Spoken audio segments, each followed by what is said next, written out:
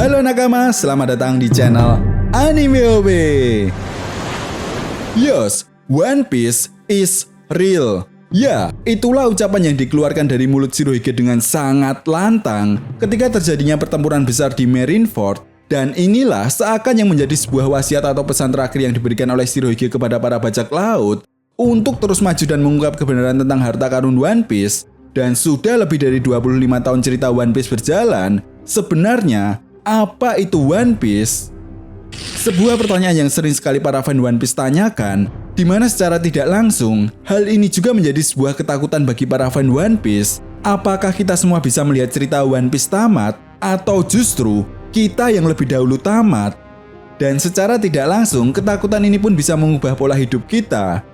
Well, tentunya kalian yang sudah menonton video dari Bung Ferry Irwandi juga akan mengerti betapa istimewanya cerita One Piece ini. Itu sebabnya inilah yang membuat para reviewer One Piece mencoba untuk membuat teori dan opini mereka mengenai apa itu sebenarnya One Piece.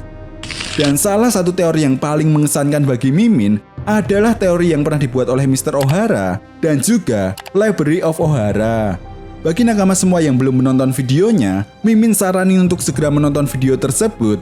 Dan di pembahasan kali ini, Mimin akan mencoba menjawab pertanyaan yang paling mengerikan sekaligus menakutkan, yaitu what is One Piece?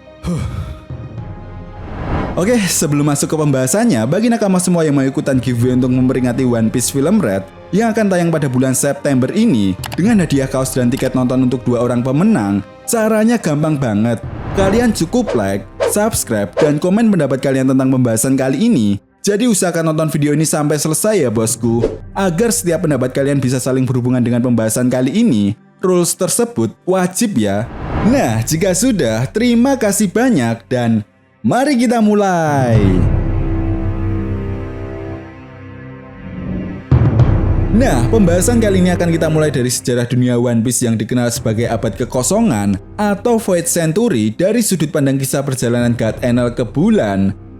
Yap, tentunya kalian semua para fan One Piece masih ingat jika dalam cerita One Piece, lebih tepatnya pada masa 1100 tahun yang lalu, jauh sebelum masa Void Century terjadi, terdapat sebuah peradaban kuno yang terdiri dari 3 ras dalam suatu wilayah yang bernama Bulan, atau God Enel menyebutnya sebagai Fire River. 3 ras tersebut sudah diperlihatkan jelas dalam kisah sampul perjalanan God Enel keluar angkasa, lebih tepatnya pada manga One Piece chapter 472, yaitu Birkan, Skypian, dan Sandian. 3 ras ini tentunya memiliki ciri-ciri khusus untuk membedakan satu sama lainnya, seperti Skypian yang memiliki antena kecil di atas kepalanya dan juga sayap. Lalu Birkan juga memiliki sayap namun lebih besar. Lalu yang terakhir yaitu Sandian yang memiliki ukuran sayap yang lebih kecil sama seperti halnya Birkan, namun tidak memiliki antena di kepalanya. Nah, di cover story ini juga terungkap sebuah fakta bahwa dulunya ketiga ras ini tinggal bersama di Bulan atau Fire River.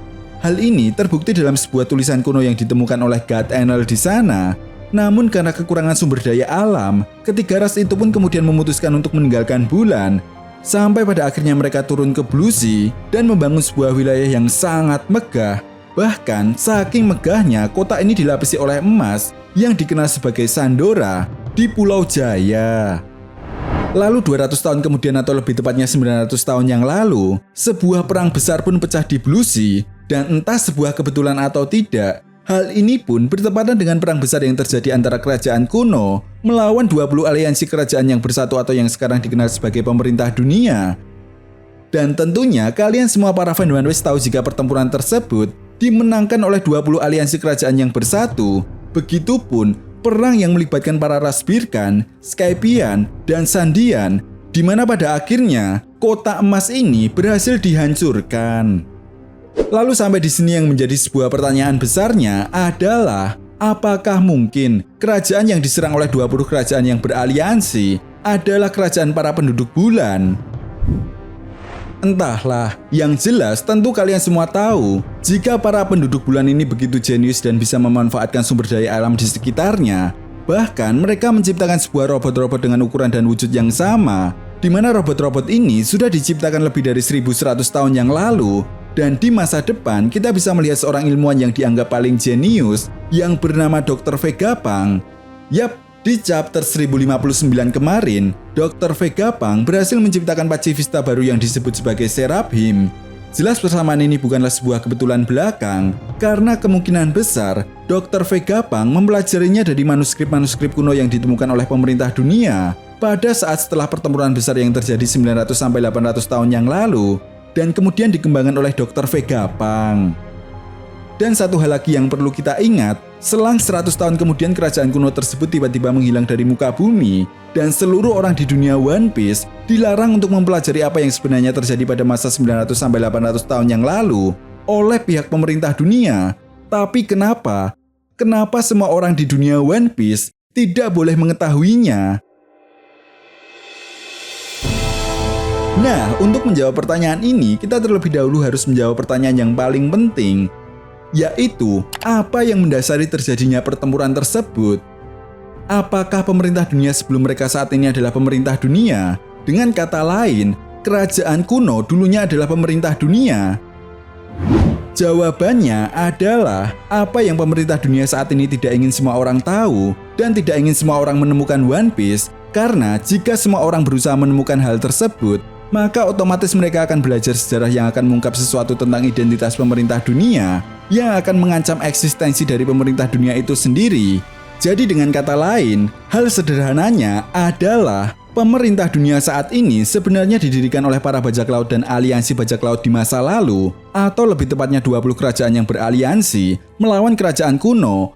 Sebenarnya bukanlah kerajaan, melainkan kapten dari 20 bajak laut yang beraliansi melawan pemerintah dunia. Bukankah bajak laut juga identik dengan perburuan harta karun emas? Ya, kotak emas bukan? Dan mungkin ini juga bisa menjadi sebuah jawaban kenapa pemerintah dunia begitu membenci bajak laut dan menjadi musuh utama dari mereka. Karena pemerintah dunia sangat takut jika mereka akan membentuk aliansi dan mengulang sejarah 800 tahun yang lalu, di mana para bajak laut yang beraliansi berhasil menjatuhkan kerajaan kuno. Jadi sampai di sini sudah jelas ya bosku, pemerintah dunia tidak ingin sejarah mengulanginya, dan Im Sama yang saat ini duduk di singgasana kosong adalah simbol dari Raja Dunia. Dan Raja Dunia adalah impian dari salah satu bajak laut yang pernah dihapuskan oleh pemerintah dunia dari sejarah, yaitu bajak laut Rocks. Namun satu hal yang perlu kita ingat, impian dan tekad Rock di Sebek saat ini telah diteruskan oleh Marshal D. Teach, salah satu kaisar lautan yang namanya masuk ke dalam list cahaya yang harus dipadamkan oleh Im Sama. Nah, dari semua hal itu, sebenarnya cerita One Piece mengenai kerajaan bajak laut bukanlah sesuatu hal yang baru dalam cerita One Piece. Contoh paling nyatanya adalah Alabasta, Dressrosa, dan Negeri Wano. Ketiga tempat ini sama-sama pernah diserang oleh para bajak laut lalu sampai pada akhirnya mereka menggantikan pemerintahannya. Namun menariknya, Oda Sensei seperti memberikan foreshadow di tempat-tempat tertentu jika tempat itu memiliki keterkaitan dengan sejarah abad kekosongan. Contohnya saja seperti memiliki pola yang sama atau pola paralel, yaitu kerajaan yang makmur dengan rajanya yang adil lalu digantikan oleh seorang bajak laut. Lalu bajak laut itu pun menciptakan sebuah pemerintahan dan muncullah kesatria dari wilayah mereka yang mencoba untuk melawan, namun mereka selalu gagal. Hingga pada akhirnya, Luffy dan kelompok bajak laut topi jerami datang dan berhasil mewarisi tekad dari kesatria tersebut. Dan jika kita berbicara mengenai abad kekosongan atau Void Century, tentunya kalian semua para fan One Piece masih ingat bahwa pada manga One Piece chapter 395, Profesor Clover pernah menjelaskan tentang dirinya dan para penduduk Ohara yang mempelajari bahasa kuno Poneglyph bahwa kebenaran terbesar yang kita cari di dunia saat ini bukanlah isi dari Poneglyph, tetapi keberadaan orang-orang di masa lalu, kenapa mereka ada di dunia ini, dan kenapa mereka menuliskan sejarah di atas sebuah batu yang tidak bisa dimusnahkan begitu saja. Bukan semata-mata karena mereka sadar pesan yang mereka tulis akan dimusnahkan, tetapi ini menjadi bukti nyata bahwa orang-orang di masa lalu memiliki musuh. Sampai di sini, yang perlu kita garis bawahi adalah ucapan Profesor Clover yang mengatakan kenapa mereka ada di dunia ini bisa menjadi sebuah pertanyaan besar yang mengarah kepada para penduduk bulan bisa ada di dunia ini. Dan menurut Profesor Clover, senjata kuno memang merupakan ancaman bagi dunia, tetapi sebenarnya yang menjadi hal yang amat sangat penting bahwa keberadaan dan tujuan dari kerajaan kuno lah yang justru menjadi ancaman terbesar bagi pihak pemerintah dunia. Dan hal ini juga bisa menjadi sebuah jawaban kenapa guru saya begitu takut ketika Profesor Clover akan menyebutkan nama dari kerajaan kuno. Karena seperti yang dikatakan oleh Profesor Clover, nama dari kerajaan kuno yang memegang kunci peristiwa 800 tahun yang lalu saat terbentuknya pemerintah dunia saat ini. Lalu apakah kalian semua pernah berpikir apa nama kerajaan kuno tersebut?